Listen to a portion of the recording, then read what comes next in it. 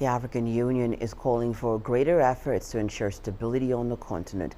It comes ahead of the annual summit of African leaders in Ethiopian capital Addis Ababa amid multiple conflicts in several countries experiencing military rule across the continent. Addressing a meeting of the Executive Council, the chairperson of the AU Commission, Moussa Faki Mahamat, called for concerted efforts towards ensuring continental peace and security, as well as socioeconomic development. The Executive Council is largely composed of foreign ministers from AU member states, and their meeting had a special focus on education, which is seen as key to the continent's future development. Giram Chala is at the African Union headquarters and joins us now for more. Hi there, Giram. Giram, the ordinary session of the Executive Council began yesterday. What were some of the key issues discussed?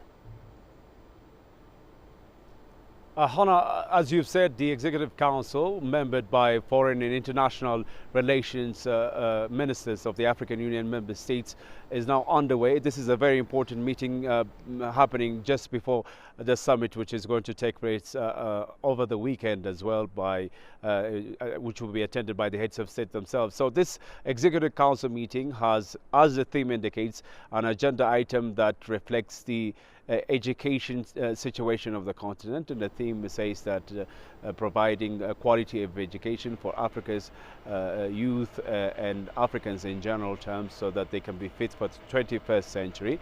That being the case, however, peace and security issues are going to be high on the agenda. As you might understand, the continent is still struggling with so many insecurities across its borders. For example, the unconstitutional change of government in Africa are worrying factors for the ministers here discussing, and some kind of decision must be taken in that regard, and that's why it's high on the tables of the heads of state and governments as well.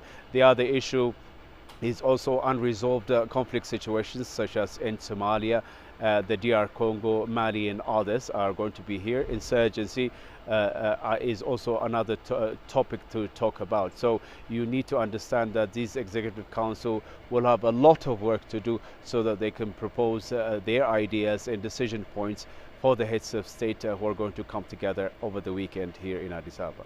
So, Giram, as you've mentioned, a lot is expected to be discussed at this meeting. What is on the agenda today, and what are some of the key resolutions that you expect at the end of the Council's meeting?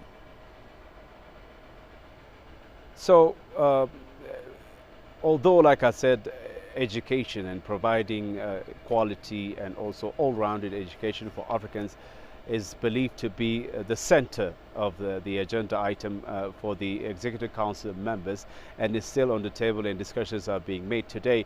We hear that the situation in at least 5 African countries, which by the way are banned, this is a record number, the African Union has banned from their participation of this summit countries like Sudan, Gabon, Niger, Guinea-Conakry, and others, because of the unconstitutional change of government and other insecurities happening. So these situations are now being discussed thoroughly, and we're hearing from the meeting halls that there are proposed ideas and points, in fact also asking for international support in order to avoid the era of coup d'etats and unconstitutional changes of government in this continent.